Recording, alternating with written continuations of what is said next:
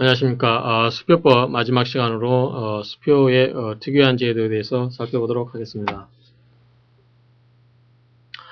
수표의 특유한 제도에서 첫 번째 이 선일자 수표였는데 여러분들이 첫째 시간에 말씀드렸다시피 이 선일자 수표를 여러분들이 개념을 정확하게 이해를 하시면 된다. 자, 선자가 먼저 선자잖아요.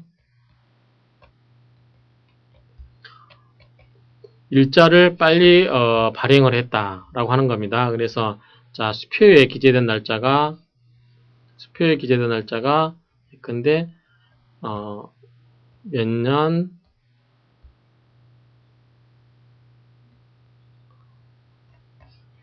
수표에 기재된 날짜가 예컨대 몇 년 12월 31일이다. 이렇게 됐는데 시현재 날짜가 10월 30일이라고 가정을 합시다. 그러면 약간 두 달간의 차이가 갭이 발생하죠. 그래서 수표는 자, 원칙적으로는 12월 31일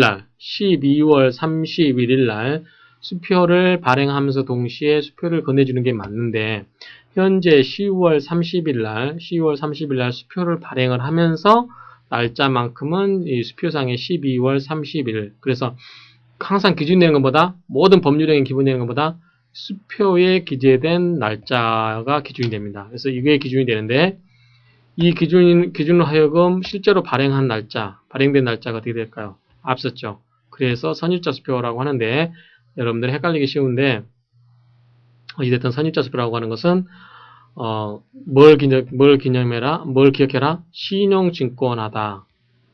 자, 논리적으로 자 수표는 신용 기능이 있다 없다? 없다. 뭐만 있다? 지급 기능만 있다. 신용 기능이 없다 보니까 뭐가 없다? 만기가 없다. 뭐가 있다? 일람 출금만이 있다. 한번 보여주면 바로 지급을 해라는 거죠. 만기가 없기 때문에. 그런데 만기가 있는 것처럼 누리는 효과가 뭐죠? 바로 이겁니다. 자, 60일이라고 하는 이게 보통 그 만기로 따지게 되면 자, 이때 발행할로부터 12월 30일 만기가 되는 거죠. 자, 실제로 발행은 이거 했지만 수표에는 12월 30일로 되어 있기 때문에 그때 갔어야 비로소 금액을 수표금을 청구할 수 있다라고 하게 되면 60일 동안 뭘 얻은 거예요, 이 사람은? 신용을 얻었죠. 신용이라고 하는 것은 다른 말로 쉽게 이야기하면 외상을 얻은 거죠. 외상으로 돈을 쓸 수 있는 거 아니야. 60일 동안 돈을 쓸 수 있는 거죠. 그쵸? 오늘이 12월 30일로 가정했을 때. 그렇지만 이 수표는 이게 안 되게 신용증권 안 되겠다 보니까 이 선일자 수표를 이용해서 무슨 효과가 생긴다? 신용증권화 기능을 할 수도 있다라고 하는 점. 그래서 여러분들이 이 날짜가 빠른지 헷갈릴 때는 이 날짜 빠를 때는 기억할 게 첫 번째 선일자 수표는 신용증권화를 한 것이다. 신용증권화라고 하는 것은 수표에는 인정되지 않는 업무에만 인정되는 신용 기능을 수표에 부여하고자 하는 것이다. 근데 수표에 있어서 가장 기본적인 기준이 되는 것은 수표에 기재된 날짜다. 기재된 날짜를 만기로 하는 것처럼 하려면 그 날짜가 실제로 발행된 날짜가 그보다 먼저 이루어진 날짜, 수표 행위가 되는 거죠. 그래서 선일자 수표라고 하는 것은 참 보십시다. 수표를 발행할 때 발행일자를 실제로 발행한 날짜보다 앞으로 올 날짜, 그렇죠? 앞으로 올 날짜. 12월 30일 날짜를 기재한 수표다라고 하는 건데 여러분들이 이 선일자 수표에 대해서 개념이 안 잡힐 때는 이 논리로 이해하시면 이해가 됩니다. 그 다음에 기능은 신용기능, 그렇죠? 방금 설명드렸고 신용기능 창출 목적으로 발행된다는 거 하는 거고 문제는 수표는 신용증권화 방지제도를 도입하고 방지를 맡고 있는데 방지제도를 두고 있는데 여기와 모순되는 결과가 되는 거 아니냐. 그러면 자 수표는 신용증권화를 맡고 있는데 이렇게 선일자 수표를 하게 됨으로써 신용증권화를 이루고 있는 결과가 되기 때문에 이 선일자 수표가 유효하냐 무효하냐고 하는 건데 판례는 인정을 해주고 있습니다. 일단 유효를 하다 이렇게 인정을 해주고 있다는 점. 자, 선일자 수표의 제시와 지급. 자, 여러분들 수표의 대원칙은 뭐다? 일람출급. 한번 보여주면서 돈을 달라고 하면 돈을 지급을 해야만 된다. 따라서 이때 12월 30일 날 발행을 하면서 12월 30일자를 이렇게 기재를 했고, 자, 현재 11월 15일이라고 가정을 하게 되면, 이때 만기가, 수표는 만기라는 게 없기 때문에, 이때 와서 이걸 가지고 달라고 했을 때, 지급인은 지급을 해야 될까요? 안 해도 될까요? 지급을 해야만 됩니다. 그렇죠? 그래서 수표 소지인은 발행일자 도래 전에도 지급 제시할 수 있고, 그 제시가 있은 날 지급인은 지급을 해야만 된다. 발행일자 전이라도 지급인이 지급을 거절하면 수표 소지인은 즉시 전자에 대해서 뭘 할 수 있다? 소구권을 발동시킬 수 있다. 따라서 수표의 일람 출급성에 의해서 언제든지 지급 제시를 하게 되면 지급인은 제시를 해야 된다. 따라서 선입자 수표를 발행함으로써 신용직권화처럼 지금 만기가 있는 것처럼 그렇게 유용을 하려고 해도 당사자가 협조하지 않으면 할 수가 없는 거죠. 그렇죠? 그래서 이런 거는 큰 의미가 없는데 당사자끼리 합의할 때는 가능하지만 그렇지 않고 만기가 있다 할지라도 그거는 지급 제시를 하게 되면 바로 지급을 해줘야 되는 수표의 일람 출급성이 훨씬 더 강력한 것이다 라고 이해를 하시면 됩니다. 발행인과 수취인 간의 관계, 이런 건 내부적인 관계죠. 예컨대 자, A가 B한테 발행을 해주면서 발행인과 수취인이죠. 지급인이 이제 Z가 따로 있고 이 사람한테 자, 12월 30일자로 발행을 시키면서 현재는 10월 30일이잖아요.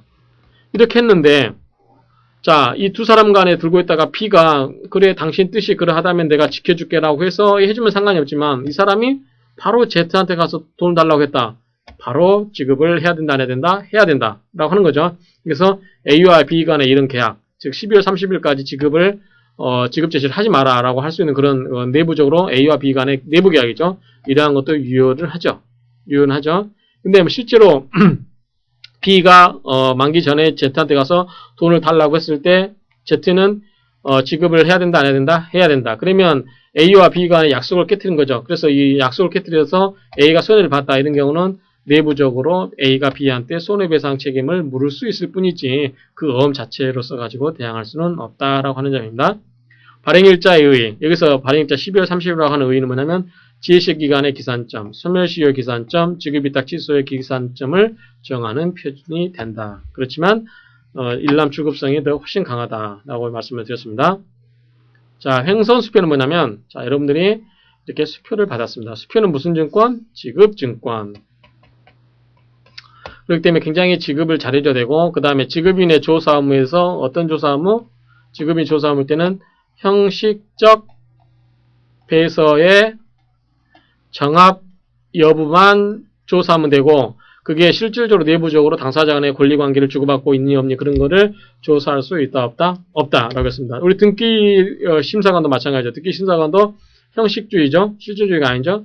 그것처럼 이게 지급인의 조사무라고 하는 것은 이 형식적 배서의 정합 여부만을 조사하기 때문에 이 지급인 이렇게 해줄 때 지급될 가능성이 높기 때문에 불안하죠. 그래서 이런 경우는 어떻게 하냐면 여기다가 이렇게 두 줄을 이렇게 긋습니다. 이게 뭐냐면 횡선입니다. 보시면 수표는 일람 출급이고 또한 소지인 출급식이 일반적이므로 이것을 분실하거나 절취당한 경우에 악의의 소지인이 지급받을 위험이 대단히 많다.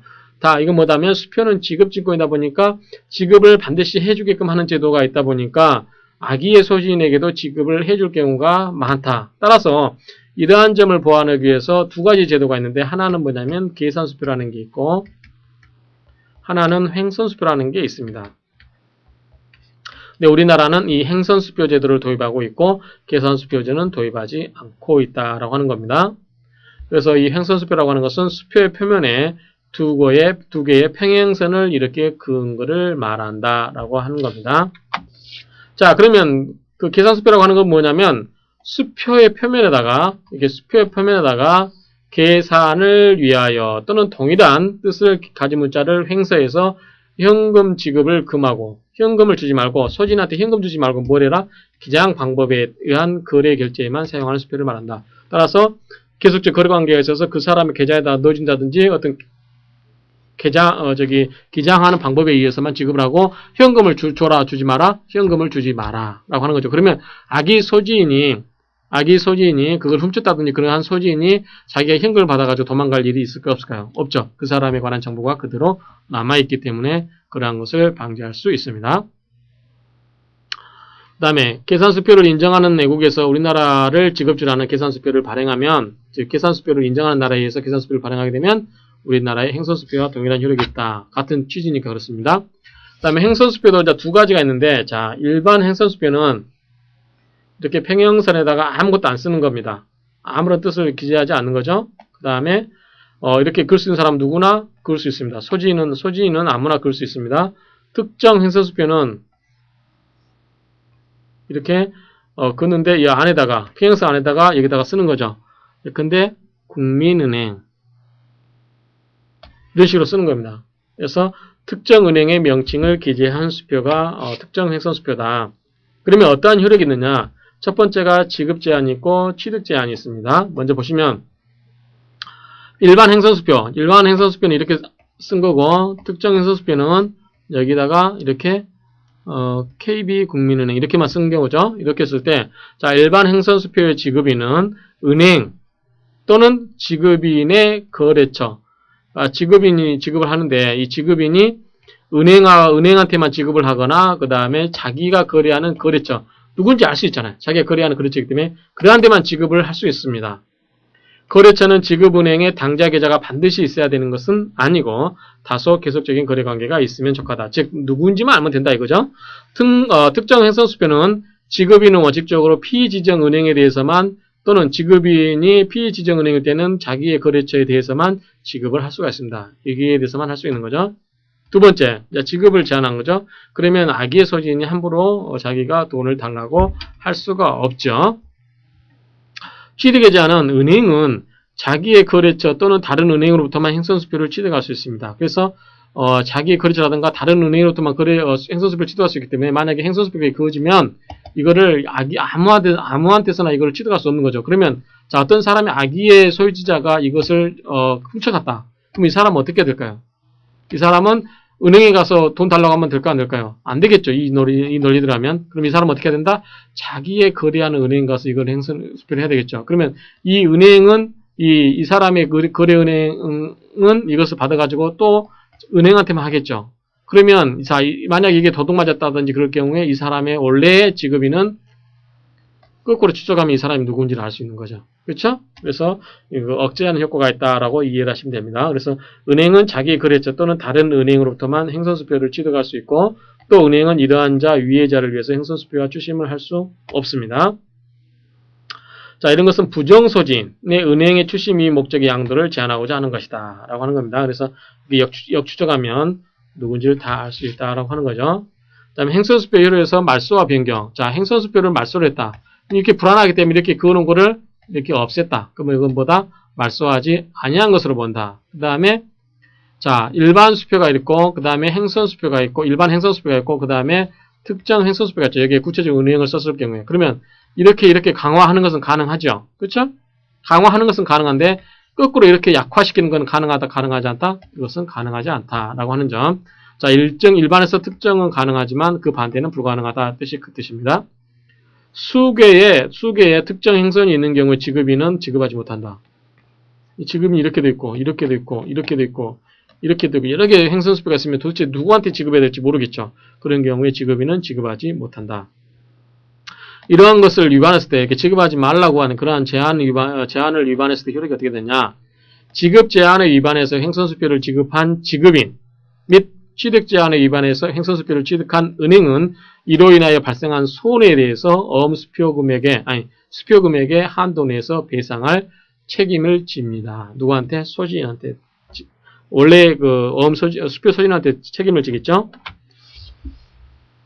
그 다음에 당사자 간의 횡선 배제 특약을 할 수 있는데 이러한 경우는 유효하다고 봅니다. 그래서 지급인은 다른 은행 또는 자기 거래처만 지급할 수 있고 그 다음에 특성 행선수표는 지정된 은행에만 지급할 수 있는데 이게 했던 이야기인데 또 나왔죠? 일반 행선수표는 은행은 자기 거래처 또는 다른 은행에서만 행선수표를 취득할 수 있고 특정 행선수표는 은행은 자기 거래처 또는 다른 은행에서만 특정 행선수표를 취득할 수 있다라고 하는데 이러한 특약을 행선수표의 특약을 배제를 하는 경우는 어떤 거냐? 유효하다는 거죠. 자,